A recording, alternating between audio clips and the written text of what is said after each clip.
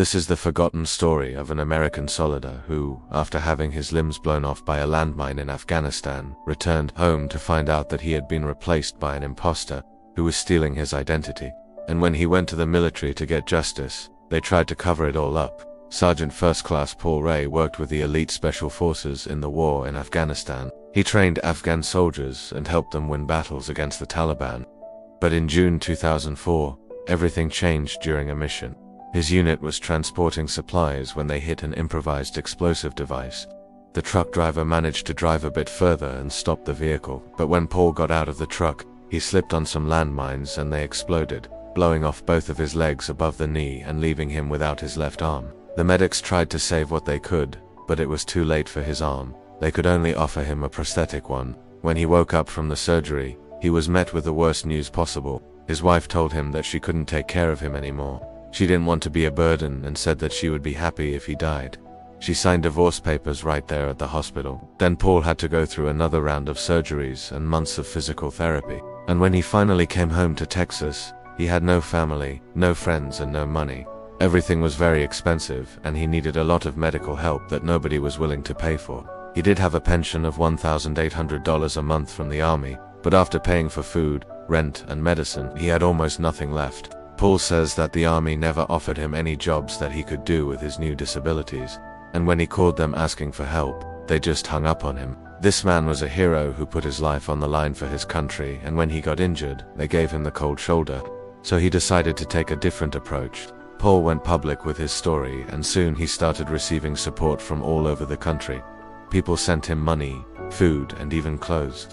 A woman named Jackie Pierce saw his interview on TV, and she became determined to help him. Jackie worked at a veterans organization and soon got him enrolled into a program that took care of his medical expenses. But despite all this help, Paul was still struggling.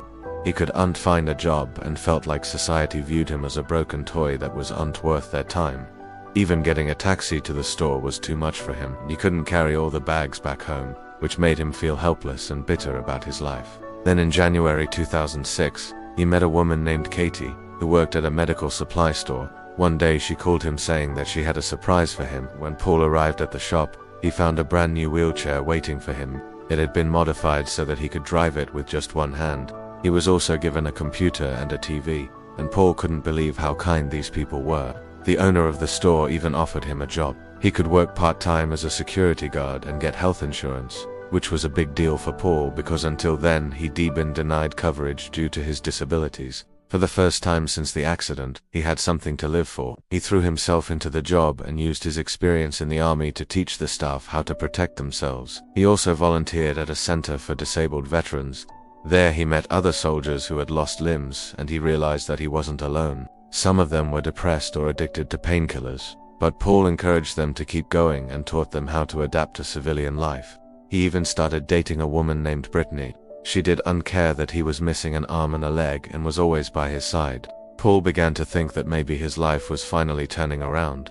He had friends, a loving girlfriend, a job, and most importantly, he was no longer bitter about what happened to him.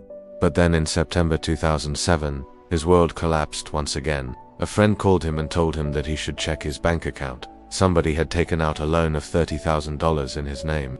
Paul immediately called his bank and explained what happened, but they told him that they could not reverse the transaction because he had given them permission. Of course, he hadn't. Paul called the police, but they told him that they couldn't do anything either unless he had proof that somebody had stolen his identity. But how could he prove that?